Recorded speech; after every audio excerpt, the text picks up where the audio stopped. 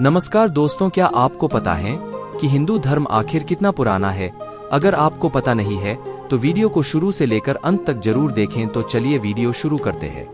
कुछ लोग हिंदू संस्कृति की शुरुआत को सिंधु घाटी की सभ्यता से जोड़कर देखते हैं, जो गलत है।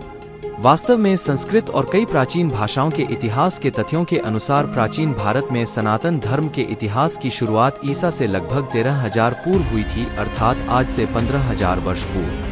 इस पर विज्ञान ने भी शोध किया और वह भी इसे सच मानता है। जीवन का विकास भी सर्वप्रथम भारतीय दक्षिण प्रायद्वीप में नर्मदा नदी के तट पर हुआ, जो विश्व की सर्वप्रथम नदी है। यहाँ पूरे विश्व में डायनासोरों के सबसे प्राचीन अंडे एवं जीवाश्म प्राप्त हुए हैं। संस्कृत भाषा। संस्कृत विश्व की सबसे प्राचीन भाषा है तथा समस्त भारतीय भाषाओं की जननी है। संस्कृत का शाब्दिक अर्थ है परिपूर्ण भाषा।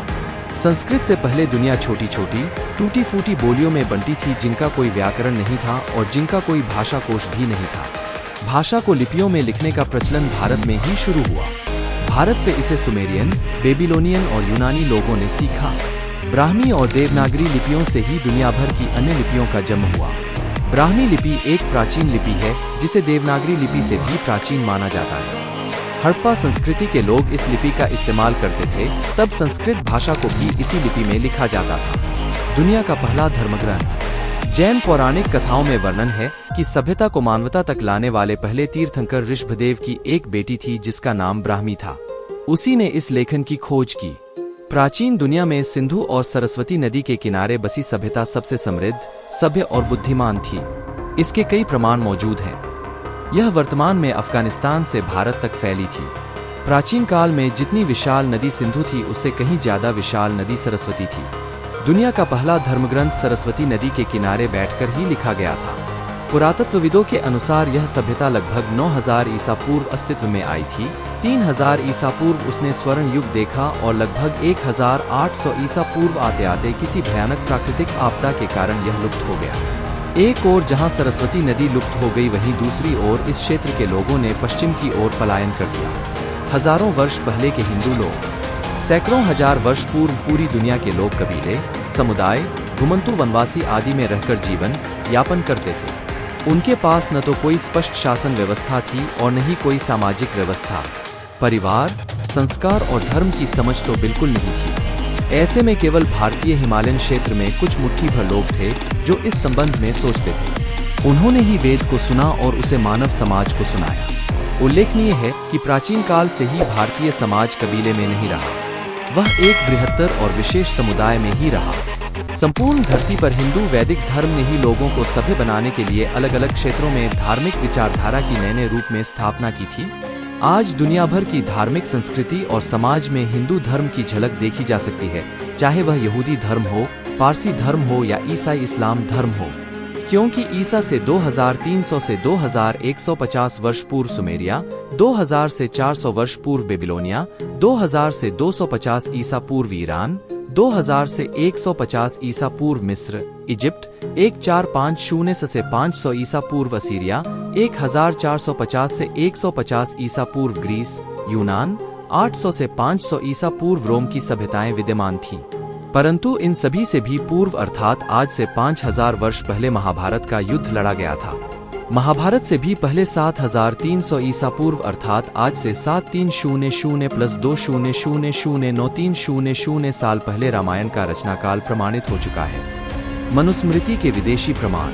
अब आइए विदेशी प्रमाणों के आधार पर जानते हैं कि रामायण से भी पहले की मनुस्मृति कितनी प्राचीन है। सन 1932 में जापान ने बम विस्फोट द्वारा चीन की ऐतिहासिक दीवार को तोड़ा तो उसमें से एक लोहे का ट्रंक मिला, जिसमें चीनी भाषा की प्राचीन पांडुलिपियां भरी थी। वे हस्तलेख सर ऑगस्टस फ्रिट्ज जॉर्ज के हाथ लगे। वो उन्हें लंदन ले गए और ब्रिटिश म्यूजियम में रख दिया। उन हस्तलेखों को प्रोफेसर एंथनी ग्रेम ने चीनी विद्वानों से पढ़वाया। चीनी भाषा के उन हस्तलेखों में से एक में लिखा है, मनु का धर्मशास्त्र भारत में सर्वाधिक मान्य है, जो वैदिक संस्कृत में लिखा है और 10,000 वर्ष से अधिक पुराना है तथा इसमें मनु के श्लोकों की संख्या 630 भी बताई गई है। यही विवरण मोटवानी की पुस्तक Manu Dharmashastra, a sociological and historical studies, page 232 पर भी दिया है। इसके अतिरिक्त आरपी की education in the emerging India में भी पेज 148 पर है। अब देखें, चीन की दीवार के बनने का समय लगभग 220 से 206 बीसी है, अर्थात लिखने वाले ने कम से कम 220 बीसी से पूर्व ही मनु के बारे में अपने हस्तलेख में लिखा। 220 + 100001022 ईसा पूर्व, यानी आज से कम 12,220 वर्ष पूर्व तक भारत में मनुस्मृति पढ़ने के लिए उपलब्ध थी। मनुस्मृति में सैकड़ों स्थानों पर वेदों का उल्लेख आया है, अर्थात वेद मनुस्मृति से भी पहले लिखे गए। अब हिंदू धर्म के आधार वेदों की प्राचीनता जानते हैं। वेदों की उत्पत्ति कब हुई? वेदों का रचनाकाल इतना प्राचीन है कि इसके बारे में सही किसी को ज्ञात नहीं है। पाश्चात्य विद्वान वेदों के सबसे प्राचीन मिले पांडुलिपियों के हिसाब से वेदों के रचनाकाल के बारे में अनुमान लगाते हैं, जो अत्यंत हास्यास्पद है, क्योंकि वेद लिखे जाने से पहले हजारों सालों तक पीढ़ी दर पीढ़ी सुनाए जाते थे। इसीलिए वेदों को श्रुति भी कहा जाता है। उस काल में भोजपत्रों पर लिखा जाता था। यदि उस कालखंड में वेदों को हस्तलिखित भी किया गया होगा, तब भी आज हजारों साल बाद उन भोजपत्रों का मिलना असंभव है। फिर भी वेदों पर सबसे अधिक शोध करने वाले स्वामी दयानंद जी ने अपने ग्रंथों में ईश्वर द्वारा वेदों की उत्पत्ति का विस्तार से वर्णन किया है। ऋग्वेद, यजुर्वेद और सामवेद के पुरुष सूक्त में सृष्टि उत्पत्ति का वर्णन है कि परम पुरुष परमात्मा ने भूमि उत्पन्न की, चंद्रमा और सूर्य उत्पन्न किए, भूमि पर भांति भांति के अन्न उत्पन्न किए, पशु पक्षी आदि उत्पन्न किए।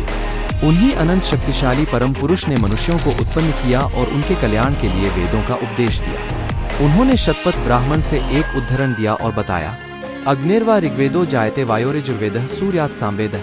प्रथम सृष्टि की आदि में परमात्मा ने अग्नि, वायु, आदित्य तथा अंगिरा इन तीनों ऋषियों की आत्मा में एक एक वेद का प्रकाश किया।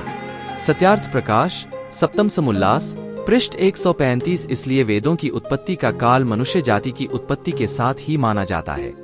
स्वामी दयानंद की इस मान्यता का समर्थन ऋषि मनु और ऋषि वेदव्यास भी करते हैं।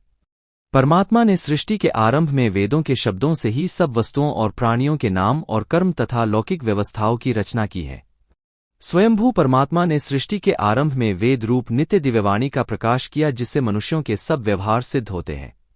कुल मिलाकर वेदों, सनातन धर्म एवं सनातनी परंपरा की शुरुआत कब हुई, ये अभी भी एक शोध का विषय है। इसका मतलब कि हजारों वर्ष ईसा पूर्व भारत में एक पूर्ण विकसित सभ्यता थी और यहाँ के लोग पढ़ना लिखना भी जानते थे। इसके बाद भारतीय संस्कृति का प्रकाश धीरे धीरे पूरे विश्व में फैलने लगा। तब भारत का धर्म दुनिया भर में अलग अलग नामों से प्रचलित था। अरब और अफ्रीका में जहां सामी, सबाइन, मुशरिक, यजीदी, अशूर, तुर्क, हित्ती, कुर्द, पैगन आदि इस धर्म के मानने वाले समाज थे, तो रोम, रूस, चीन व यूनान के प्राचीन समाज के लोग सभी किसी न किसी रूप में हिंदू धर्म का पालन करते थे। फिर ईसाई और बाद में दुनिया की कई सभ्यताओं एवं संस्कृतियों को नष्ट करने वाले धर्म इस्लाम ने इन्हें विलुप्त सा कर दिया। मैक्सिको में ऐसे हजारों प्रमाण मिलते हैं जिनसे यह सिद्ध होता है। जीसस क्राइस्ट से बहुत पहले वहां पर हिंदू धर्म प्रचलित था। अफ्रीका में 6000 वर्ष पुराना एक शिव मंदिर पाया गया और चीन, इंडोनेशिया, मलेशिया, लाओस, जापान में हजारों वर्ष पुरानी विष्णु, राम और हनुमान की प्रतिमाएं मिलना इस बात का सबूत है कि हिंदू धर्म संपूर्ण धरती पर था। धन्यवाद। अगर वीडियो अच्छा लगा हो तो वीडियो को लाइक करें और चैनल पर नए हो तो चैनल को सब्सक्राइब जरूर करें। धन्यवाद। मिलते हैं किसी नई वीडियो में नए टॉपिक के साथ। बाय।